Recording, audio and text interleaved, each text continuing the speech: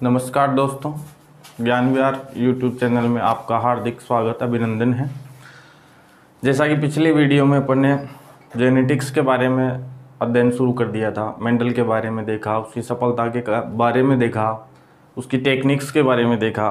आज हम बात करेंगे जेनेटिक्स से संबंधित कुछ डेफिनेशंस की, शब्दावली। उससे पहले दोस्तों मैं आपको बता देना चाहता हूं कि मेंडल ने मटर में 34 जोड़ी विपर्यासी लक्षणों का अध्ययन किया था, लेकिन उनमें से 7 जोड़ी लक्षणों का मेंडल ने विस्तृत रूप से अध्ययन किया था, जिनको यहाँ आपको याद करना है। सबसे पहला है, एक तरफ है लक्षण सिम्टम्स, दूसरी तरफ देखेंगे अपन उसका प्रभावी रूप, और तीसरी में देखेंगे अपन उसका अप्रभावी रूप। मेंडल ने जिन 7 जोड़ी लक्षणों पर विस्तृत अध्ययन किया था, उनमें पहला जो लक्षण था वो था तने की लंबाई। तने की लंबाई में अगर अपन लंबेपन को देखें तो वो डोमिनेंट माना जाएगा, प्रभावी, और बोनेपन को माना जाता है अप्रभावी। तने की लंबाई, लंबापन और बोनापन।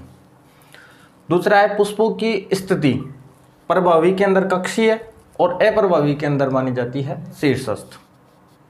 तीसरा जो लक्षण था वो था फली का आकार, प्रभावी में फूली हुई और अप्रभावी में सिकुड़ी हुई। चौथा है फली का रंग, प्रभावी में हरा और अप्रभावी में पीला। पांचवा जो लक्षण था वो था बीज का आकार, जो प्रभावी था वो गोल, जो अप्रभावी था वो था झुर्रीदार। छठे के अंदर देखें तो बीज पत्र का रंग, प्रभावी में पीला और अप्रभावी में हरा।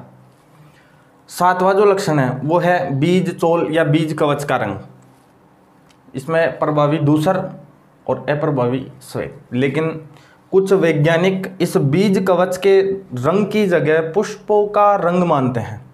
अगर उसमें पूंछले प्रभावी तो प्रभावी बैंगनी और अप्रभावी हो जाएगा सफ़ेद। ये दोस्तों 7 लक्षण थे जिन पर मेंडल ने विस्तृत रूप से अध्ययन किया था और मेंडल वाद दिया था, अपने नियम दिए थे।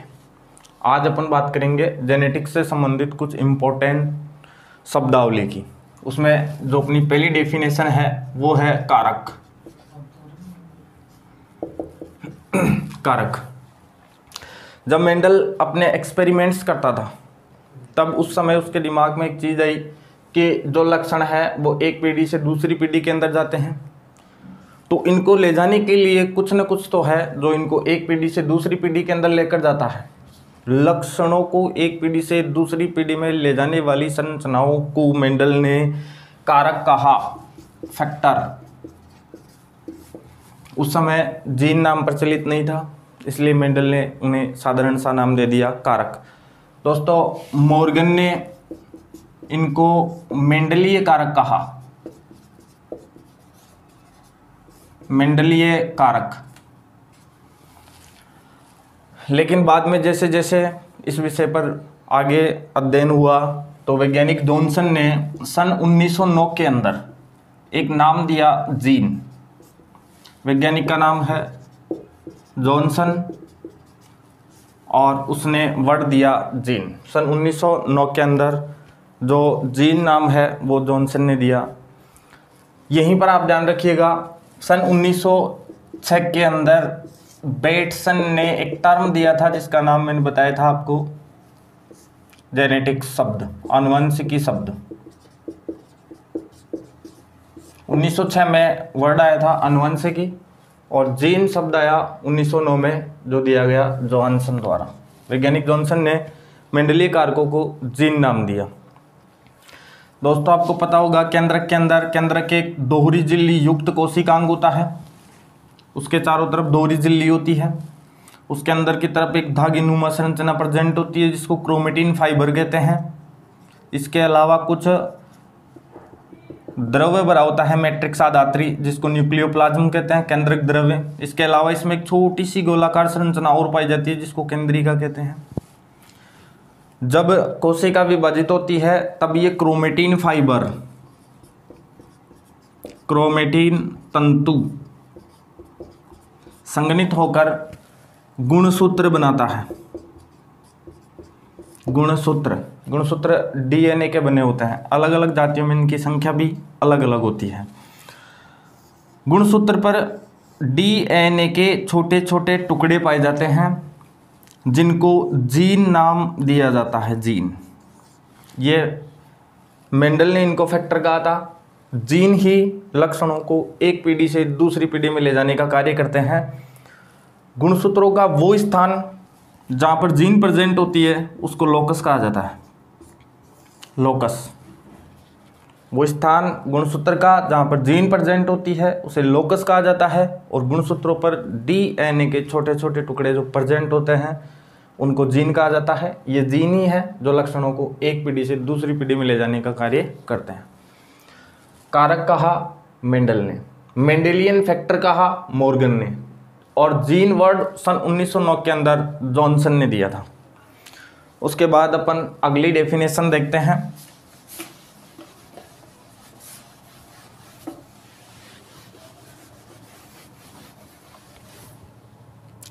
युग्म विकल्पी एलील। युग्म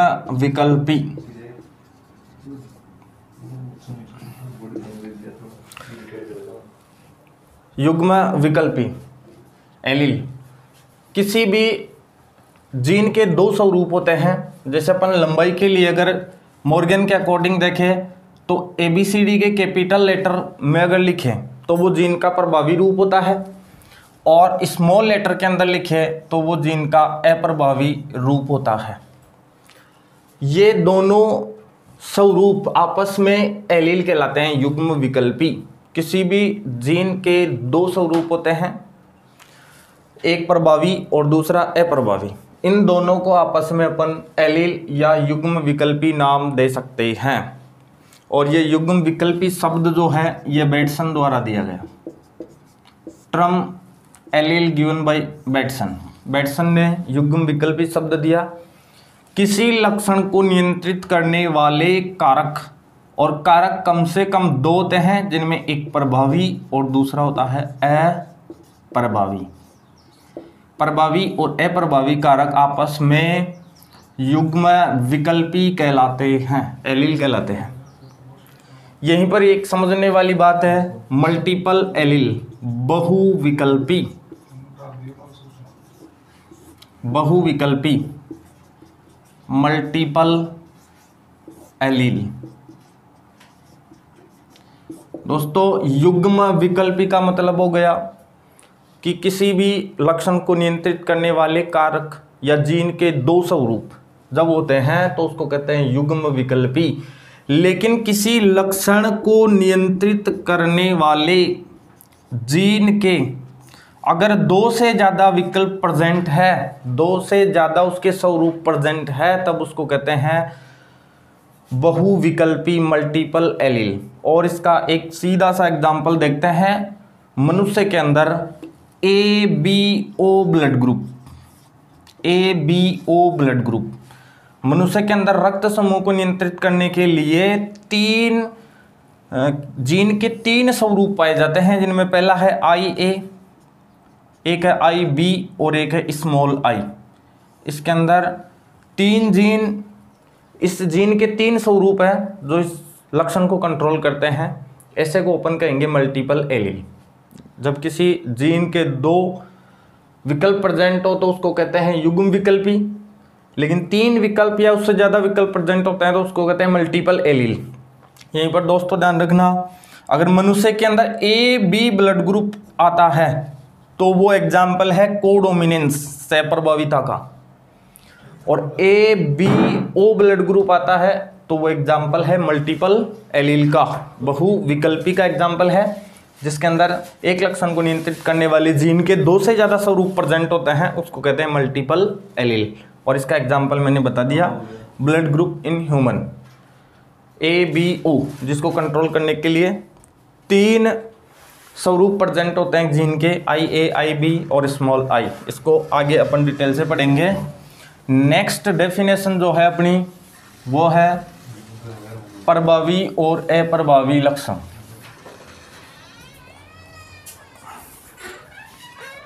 डोमिनेंट एंड रेसेसिव कैरेक्टर्स, प्रभावी और अप्रभावी लक्षण।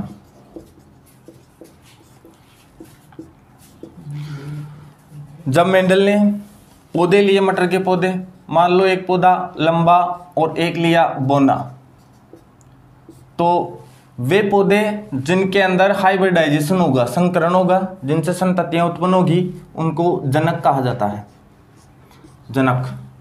और जनकों में संकरण से पहले इनमें गैमेटोजेनेसिस होगा, युग्मक निर्माण, युग्मक बनेंगे, और युग्मकों का निर्माण होने के बाद में युग्मक संलयन होगा, और जो पीढ़ी बनेगी वो होगी F1 पीढ़ी। F1 पीढ़ी, F1 पीढ़ी के अंदर स्वपरागण होगा, और स्वपरागण होने से जो पीढ़ी मिलेगी वो होगी F2। इस तरीके से ये पीढ़ी आगे बढ़ती जाएगी। जनक, जनकों के मध्य हाइब्रिडाइजेशन से, जनकों के मध्य हाइब्रिडाइजेशन से जो पीढ़ी बनती है उसको कहते हैं F1 पीढ़ी, और F1 पीढ़ी से जो पीढ़ी तैयार होती है उसको कहते हैं F2 पीढ़ी। प्रभावी और अप्रभावी का मतलब देखिए, जब मेंडल ने लंबा पौधा भी लिया और बौना पौधा भी लिया, तो F1 के अंदर उसको जो पौधे मिले वो सभी पौधे लंबे मिले। सभी पौधे कैसे मिले? लंबे मिले। कारण क्या था? क्योंकि लंबापन बौनेपन पर प्रभावी था।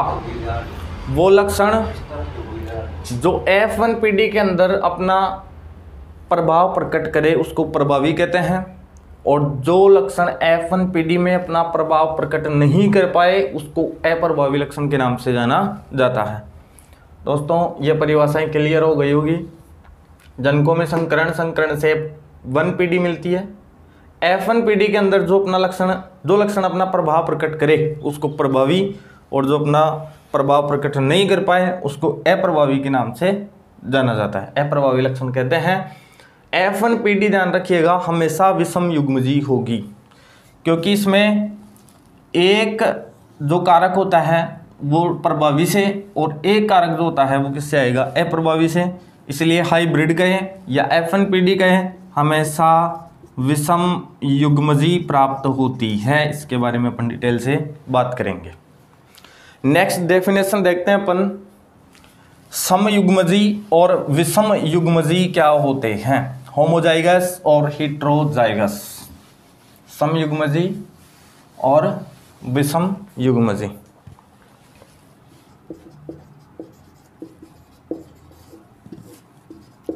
समयुग्मजी और विषम युग्मजी, जैसा कि अपन ने दूसरी डेफिनेशन के अंदर देखा था कि किसी लक्षण को नियंत्रित करने के लिए जीन होता है और जीन के स्वरूप प्रेजेंट होते हैं, उनमें एक प्रभावी और दूसरा अप्रभावी होता है। जब किसी लक्षण को नियंत्रित करने वाले जीन के दोनों स्वरूप एक जैसे होते हैं तब उसको समयुग्मजी कहा जाता है। जैसे कैपिटल T समयुग्मजी है, स्मॉल t समयुग्मजी है।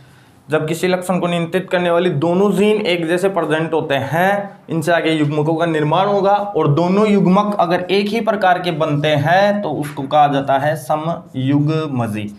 यहाँ देखिए आप, कैपिटल T तो युग्मक कैपिटल T और कैपिटल T, समयुग्मजी। जब दोनों जीन एक जैसे प्रेजेंट हो तब उसको कहते हैं समयुग्मजी। और विषम युग्मजी का मतलब होता है जब एक प्रभावी और दूसरा जीन कैसा हो? अप्रभावी। जब इससे युग्मकों का निर्माण होगा तो एक तो कैपिटल T बनेगा और एक स्मॉल t बनेगा। इसको कहते हैं अपन हेटेरोजाइगस, और ये हो गया होमोजाइगस। समयुग्मजी और विषम युग्मजी, ये टर्म भी बैटसन द्वारा ही दी गई थी। वैज्ञानिक बैटसन ने बताया था समयुग्मजी और विषम युग्मजी। जब दोनों कारक एक जैसे हो तब उसको कहेंगे समयुग्मजी, और जब दोनों कारक अलग अलग होते हैं तब उसको कहते हैं विषम युग्मजी। नेक्स्ट डेफिनेशन की तरफ अपन चलते हैं, जीनोटाइप और फिनोटाइप। ये बहुत काम की चीज़ है, ध्यान से देखिएगा। जीनोटाइप और फिनोटाइप, लक्षण प्रारूप और जीन प्रारूप। लक्षण प्रारूप और जीन प्रारूप, ये टर्म जॉनसन ने दी थी सन 1911 के अंदर। जीनोटाइप और फिनोटाइप को परिभाषित किया था जॉनसन ने। ध्यान से देखिएगा, किसी भी जीव का जो भौतिक स्वरूप होता है, जो अपने को आंखों से बाहर से दिखाई देता है, भौतिक स्वरूप, उस भौतिक स्वरूप को अपन कहते हैं लक्षण प्रारूप, फिनोटाइप। कोई जीव बाहर से कैसा दिख रहा है। अभी अपन ने चर्चा की थी कि कैपिटल टी ये पौधा लंबा दिखेगा, लेकिन F1 के अंदर कैपिटल टी स्मॉल टी जो पौधे दिखते हैं वो भी कैसे दिखते हैं, लंबे। जिनों का अपने को पता नहीं है, लेकिन बाहर से देखने पर कोई लंबा दिख रहा है, बोना दिख रहा है, गोल दिख रहा है, सफेद दिख रहा है, बैंगनी दिख रहा है, कैसा दिख रहा है, वो बाहर से देखने पर अपने को जो मिलता है वो होता है लक्षण प्रारूप। जैसे बात करें लंबापन है, बोनापन है, गोल है, पीला है, जुर्रीदार है, दूसर है, श्वेत है, ये सब बाहर से दिखते हैं, जिनों का पता नहीं है। बाहर से भौतिक स्वरूप कैसा दिख रहा है वो कहलाता है लक्षण प्रारूप। उसके बाद में अपन बात करते हैं जीनोटाइप की, जीन प्रारूप। किसी पौधे के अंदर जीनों की स्थिति क्या है वो कहलाती है जीनोटाइप। जैसे मैं बात कहूँ कैपिटल टी दो जीन है, दोनों जीनों का अपने को पता है, दोनों प्रभावी है, जीनों की स्थिति है प्रभावी है और समयुग्मजी है। जीन अपने को दिख रहे हैं इसलिए इसको कहेंगे जीनोटाइप। दिखने को ये भी लंबा है और दिखने को ये भी लंबा है, लेकिन दोनों का फिनोटाइप तो सेम होगा, लंबापन। लेकिन जीनोटाइप की बात करें तो एक तो समयुग्मजी प्रभावी है और दूसरा विषमयुग्मजी है। जब जीनों की बात करते हैं तो जीनोटाइप कहलाता है, और जब भौतिक स्वरूप की बात करते हैं बाहर से कैसा दिख रहा है तो वो क्या कहलाता है, फिनोटाइप। कोई जीव बाहर से कैसा दिखता है वो कहलाता है फिनोटाइप, और अंदर से जीनों की स्थिति क्या है वो कहलाता है जीनोटाइप। नेक्स्ट बहुत ही अच्छी डेफिनेशन है, याद करिएगा दोस्तों, संजीन या जीनोम।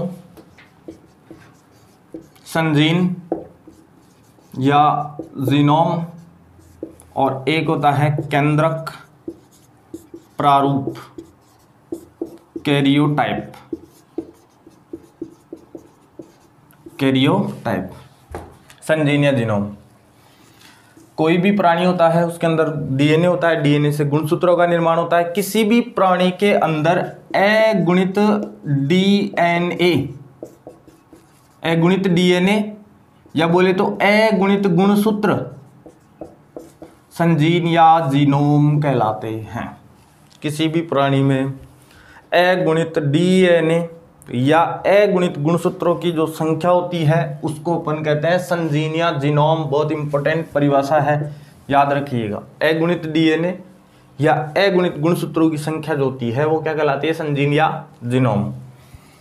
इसके बाद में दूसरी डेफिनेशन की बात करें तो केंद्रक प्रारूप या कैरियोटाइप, किसी भी प्राणी के अंदर द्विगुणित डीएनए या द्विगुणित गुणसूत्रों की संख्या जो होती है वो कहलाती है उसका कैरियोटाइप। जैसे मनुष्य की बात करें 2n बराबर 46 होता है, वो उसका कैरियोटाइप हो जाएगा। n बराबर जो होता है वो होंगे 23, वो संजीन या जीनोम कहलाता है। किसी भी प्राणी में अगुणित डीएनए अंश या गुणित गुणसूत्रों की संख्या क्या कहलाती है, संजीन या जीनोम। और द्विगुणित गुणसूत्रों की संख्या या द्विगुणित डीएनए अंश जो होता है वो क्या कहलाता है, कैरियोटाइप कहलाता है। नेक्स्ट डेफिनेशन जो है, यहाँ से प्रश्न आता है कई बार जेट आईसीआर के अंदर, और एक बार अच्छी तरीके से समझ लेना, जिंदगी भर याद रखोगे, नहीं भूलोगे बिल्कुल भी। देखो यहाँ पर 3 परिभाषाएं बताता हूँ आपको। एक बैक क्रॉस, दूसरी जो होती है वो होती है आउट क्रॉस, और तीसरी है टेस्ट क्रॉस। मेंडल ने कैपिटल टी एक पौधा लिया, दूसरा पौधा लिया स्मॉल टी। दोस्तों जब युग्मकों का निर्माण होता है, युग्मक निर्माण, तो गुणसूत्रों की संख्या आदि होती है, अलग अलग जीन चले जाते हैं गुणसूत्रों पर। यहाँ जो युग्मक बनेंगे वो बनेगा कैपिटल टी, और यहाँ जो युग्मक बनेगा वो बनेगा स्मॉल टी। दो बनेंगे, लेकिन मैं यहाँ समझाने के लिए एक ले रहा हूँ। जो F1PD तैयार होगी, ये तो आपके जनक और जनकों में संकरण से जो PD मिलती है वो होती है F1PD। मैंने कहा था F1PD विषम युग्मजी होती है, जिसमें एक प्रभावी और दूसरा अप्रभावी लक्षण आपको दिखाई दे रहा है। अब ध्यान से समझिएगा, जब F1PD का अपन हाइब्रिडाइजेशन क्रॉस करवाते हैं किसी भी जनक के साथ, किसी भी जनक का मतलब इसी के जनक होने चाहिए, ये या ये, किसी भी जनक के साथ क्रॉस जब होता है तब उसको कहते हैं वापस पीछे जा रहे हैं, मतलब बैक क्रॉस। F1PD का संकरण जब किसी भी जनक के साथ होता है, ये रही आपकी F1PD और ये रहे आपके जनक, इनके साथ हाइब्रिडाइजेशन करवा दीजिए, क्या होगा? Back cross. और जब इस बैक क्रॉस के अंदर अपन प्रभावी जनक के साथ हाइब्रिडाइजेशन करवाते हैं F1PD का, तो मैं लिख सकता हूं F1PD उसका जो हाइब्रिडाइजेशन है वो करवाते हैं किसके साथ? प्रभावी के साथ, तब उसको कहते हैं प्रभावी जनक, तब उसको कहते हैं आउट क्रॉस।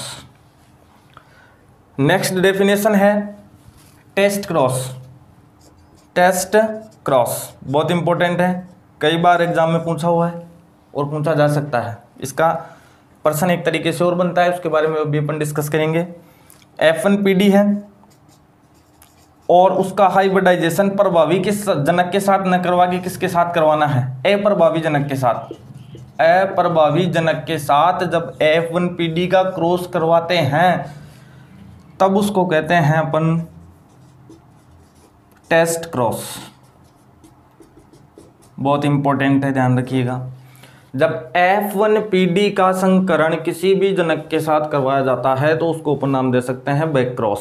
और जब F1PD का हाइब्रिडाइजेशन प्रभावी जनक के साथ होता है तब उसको कहते हैं अपन आउट क्रॉस।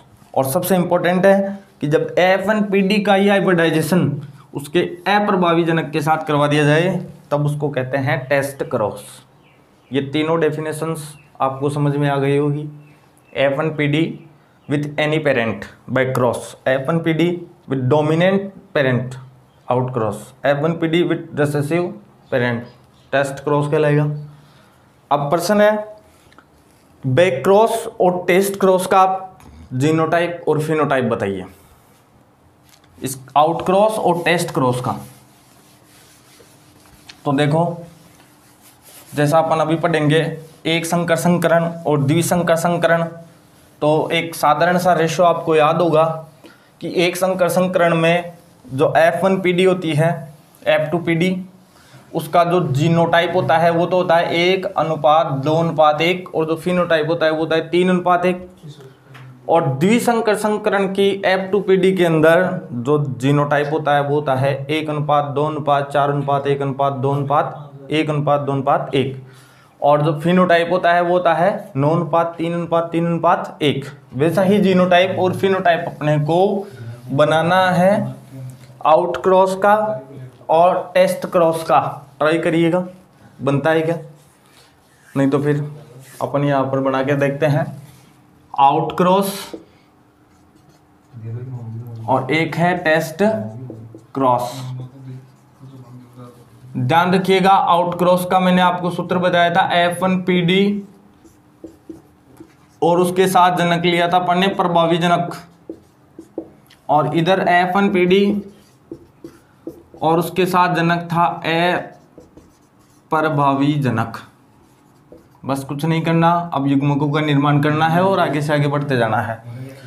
देखते हैं F1PD capital T small t, और प्रभावी जनक जो था आपका वो था कैपिटल T। युग्मकों का निर्माण करिएगा capital T small t, capital T और कैपिटल T। अब कुछ नहीं करना, युग्मक संलयन करना है, कैपिटल टी इसके साथ कैपिटल टी इसका इसके साथ कराएंगे तो कैपिटल टी स्मॉल टी। ध्यान रखिएगा प्रभावी पहले और अप्रभावी बाद में लिखा जाता है, कैपिटल टी स्मॉल टी। तो आपको पता होगा यहाँ जो पौधे दिख रहे हैं वो सभी कैसे दिख रहे हैं, लंबे। तो इसका जो फिनोटाइप है वो तो है सभी लंबे। और जीनोटाइप की बात करें तो दो तो दिख रहे हैं अपने को कैपिटल टी और दो दिख रहे हैं कैपिटल टी स्मॉल टी। तो अनुपात हो गया 1:1। ये हो गया आपका जीनोटाइप। और फिनोटाइप के अंदर सभी कैसे हो गए, लंबे हो गए। इसका कई बार पूछा जाता है, अब आप आराम से बना सकते हैं। सबसे पहले कुछ नहीं करना है, F1PD लिखिए, कैपिटल टी स्मॉल टी विषम युग्मजीय होती है। फिर अप्रभावी जनक आपको पता है स्मॉल टी होता है। वही प्रोसेस, गुणसूत्रों की संख्या दी हो जाएगी, जीन बढ़ जाएंगे तो इधर कैपिटल टी और स्मॉल टी युग्मक बनेगा। ये विषम युग्मजीय है, F1 विषम युग्मजीय होती है, ये सम युग्मजीय है। स्मॉल टी कुछ नहीं करना, इसका इसके साथ क्रॉस करवाइए, क्या बनेगा, कैपिटल टी स्मॉल टी। इसका इसके साथ कैपिटल टी स्मॉल टी, इसका इसके साथ स्मॉल टी और इसका इसके साथ क्या बन जाएगा, स्मॉल टी। वही सेम चीज़, दो लंबे दिख रहे हैं और दो बोने दिख रहे हैं तो फिनोटाइप क्या हो जाएगा, 1:1। और जीनोटाइप दो दिख रहे हैं अपने को कैपिटल टी स्मॉल टी और दो दिख रहे हैं स्मॉल टी। तो इसका जीनो और फिनो दोनों कितने हो जाएंगे, 1:1। या आप बनाइएगा एक बार दोबारा, फिर इसके बारे में और चर्चा करेंगे। अब नेक्स्ट अपन बात करेंगे मोनोहाइब्रिड क्रॉस और डाईहाइब्रिड क्रॉस। एक संकर संकरण और द्विसंकर संकरण। मेंडल ने जो अपने नियम मेंडलवाद दिया था वो इन्हीं संकरणों के आधार पर दिया था, एक संकर संकरण और द्विसंकर संकरण के आधार पर। कुछ नहीं है, बहुत आसान सी परिभाषा है। जब एक ही लक्षण को अपन पीढ़ी दर पीढ़ी चलाते हैं तो उसको कहते हैं एक संकर संकरण, और जब लक्षणों की संख्या 2 ले लेते हैं तब उसको कहते हैं द्विसंकर संकरण। इंपॉर्टेंट चीज है, मेंडल ने एक संकर संकरण जब करवाया तो उसको 2 चीजें मिली और उन दोनों को उसने नियम के रूप में दे दिया।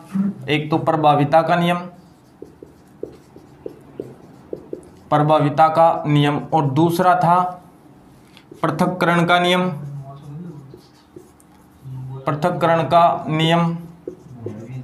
विसंयोजन का नियम, या इसी को कहते हैं युग्मकों की शुद्धता का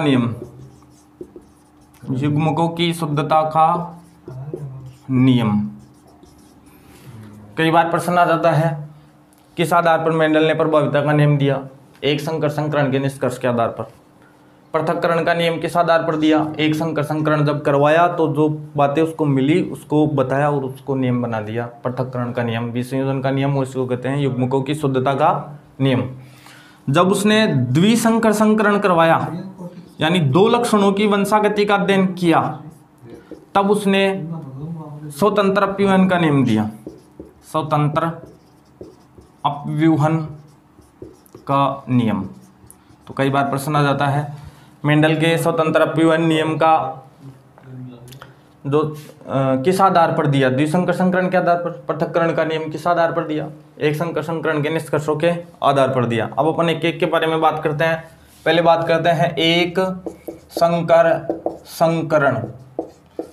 जैसा कि आपको पहले मैंने बता दिया कि लक्षण कितने लेने हैं, 1, और अपन लक्षण ले लेते हैं पहला ही, तने की लंबाई। अपन ने एक लक्षण चुन लिया, तने की लंबाई,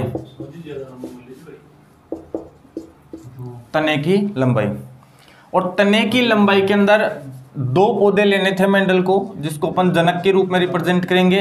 पहला था प्रभावी और दूसरा कौन सा था, अप्रभावी। प्रभावी के अंदर उसने जो लिया वो था कैपिटल टी और अप्रभावी में स्मॉल टी। ये जो जनक है आपके, इनमें होगा युग्मक निर्माण, और युग्मक निर्माण होगा तो 2 युग्मक इससे बनेंगे और 2 युग्मक इससे बनेंगे। उसके बाद में युग्मक संलयन की क्रिया होगी,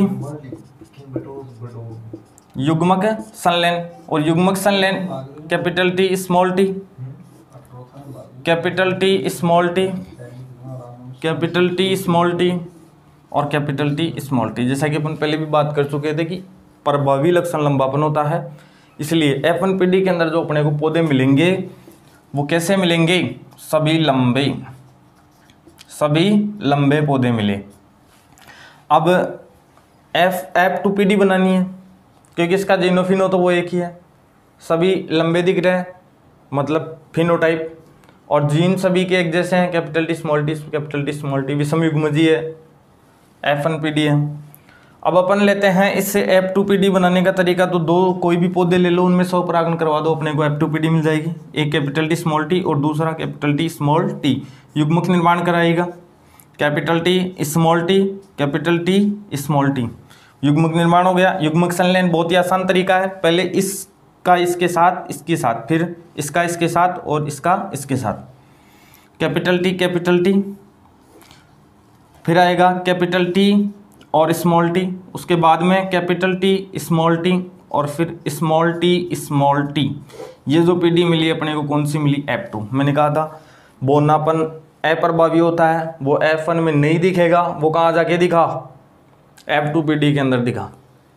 अब यहाँ आप गौर से देखिएगा, एक पौधा अपने को लंबा दिख रहा है, शुद्ध लंबा। वैसे फिनोटाइप देखेंगे तो अपने को 3 पौधे लंबे दिखाई दे रहे हैं और एक पौधा कैसा दिखाई दे रहा है, ये वाला बोना। तो इसका फिनोटाइप क्या हो जाएगा, लक्षण प्रारूप बोले तो 3 तो अपने को बाहर से दिख रहे हैं लंबे और एक दिख रहा है बोना, तो फिनोटाइप हो जाएगा 3:1। और इसका जीन प्रारूप देखें, जीनोटाइप, तो जीन प्रारूप देखिएगा, एक तो दिख रहा है अपने को कैपिटल टी, 2 दिख रहे हैं कैपिटल टी स्मॉल टी और एक दिख रहा है स्मॉल टी। तो ध्यान रखिएगा दोस्तों, एक संकर संकरण की F2PD का जो फिनोटाइप है वो है 3:1 और जो जीनोटाइप है वो है 1:2:1। ये एक संकर संकरण है। इसके निष्कर्षों के आधार पर मेंडल ने 2 नियम दिए, पहला प्रभाविता का नियम और दूसरा पृथक्करण का नियम, जिसको विसंयोजन का नियम भी कहते हैं और युग्मकों की शुद्धता का नियम भी कहते हैं। ये एक संकर संकरण का चार्ट बना के मैंने आपको बता दिया। जीनोटाइप और फिनोटाइप अपन ने डिस्कस कर लिए। अब नेक्स्ट अपन बात करेंगे द्विसंकर संकरण की, और द्विसंकर संकरण में आपको वही चेकर बोर्ड बनाना है। हाँ, तो अपन बात कर रहे थे द्विसंकर संकरण की। द्विसंकर संकरण का मतलब है कि अपने को जो लक्षण लेने हैं वो कितने लेने हैं, 2 लक्षण लेने हैं और उनकी वंशागति का अध्ययन करना है। वही जनकों से अपन प्राप्त करेंगे F1PD और F1PD से बनाएंगे अपन F2PD। तो जो पहला लक्षण लिया है अपन ने वो है बीज का आकार। बीज का आकार ये लक्षण हो गया। इसके अंदर जो प्रभावी है, पता होगा आपको, प्रभावी में गोल था और अप्रभावी में झुर्रीदार। पहला लक्षण ले लिया। दूसरा लक्षण लेते हैं अपन बीज पत्र का रंग। बीज पत्र का रंग, इसमें पीला प्रभावी और हरा अप्रभावी था। ध्यान रखिएगा, गोल को अपन लिखेंगे कैपिटल आर मॉर्गन के अकॉर्डिंग। कैपिटल लिखते हैं उसका प्रभावी रूप और स्मॉल लिखते हैं उसका अप्रभावी रूप आता है, स्मॉल आर। इसके लिए लिखेंगे कैपिटल वाई और इसके लिए लिखेंगे स्मॉल वाई। अब दोनों लक्षण लेने हैं और दोनों की वंशागति का अध्ययन करना है। सबसे पहले अपन लेते हैं तो जनक 1 और जनक 2 प्रभावी लेते हैं। तो देखिएगा, ये आपके जनक हो गए कैपिटल आर, कैपिटल वाई और कैपिटल वाई। दूसरा जनक है स्मॉल आर और स्मॉल वाई। ये दोनों जनक हो गए। ये प्रभावी और यह है अप्रभावी। अब ध्यान से देखिएगा दोस्तों, जैसा कि मैंने पहले बताया था कि जनकों में जब हाइब्रिडाइजेशन होता है तब पीडी बनती है F1 और F1 पीडी विषम युग्मजी होती है और इसको विषम युग्मजी बनाने के लिए अपने को capital R, small r, capital Y और स्मॉल y लिखना पड़ेगा, तब ये विषम युग्मजी होगी। एक प्रभावी दूसरा अप्रभावी, एक प्रभावी दूसरा अप्रभावी। ये आपकी जो पीडी है यह है F1 पीडी और F1 पीडी के अंदर सभी जो मिलेंगे अपने को वो दोस्तों कैपिटल R आ रहा है, इसका मतलब गोल प्रभावी है। कैपिटल Y आ रहा है, इसका मतलब कैसे होंगे, पीले। जो पौधे मिलेंगे वो सभी कैसे होंगे, गोल पीले मिलेंगे। अब यहाँ परेशानी आती है, युग्मकों का निर्माण होगा और युग्मक कितने प्रकार के बनेंगे, तो इसके लिए सीधा सा सूत्र है 2 की पावर n, जितने भी लक्षणों में भिन्न है वो n का मान होगा। जैसे अपन डाई हाइब्रिड क्रॉस ले रहे हैं तो 2 की पावर 2 कितने लक्षणों में भिन्न है, 2 लक्षणों में भिन्न है, एक तो बीज के आकार और एक बीजपत्र का रंग। तो n का वैल्यू कितना हो जाएगा, 2 रखेंगे। यहाँ कितने प्रकार के गैमेट बनेंगे, 4 प्रकार के। ऐसे ही मैं पूछूँ आपको कि 3 लक्षणों में यदि कोई भिन्न है या अपन त्रिसंकर संकरण करवाएंगे तो कितने प्रकार के युग्मक बनेंगे, तो उसका हो जाएगा 2 की पावर 3, मतलब कितने प्रकार के युग्मक बन जाएंगे, 8 प्रकार के युग्मक बनेंगे। यहाँ 4 प्रकार के युग्मक बनेंगे और 4 प्रकार के युग्मक जो बनेंगे उनको रटना नहीं है, उनको बनाना है। किस तरीके से बनाते हैं वो मैं आपको पहले बता देता हूँ।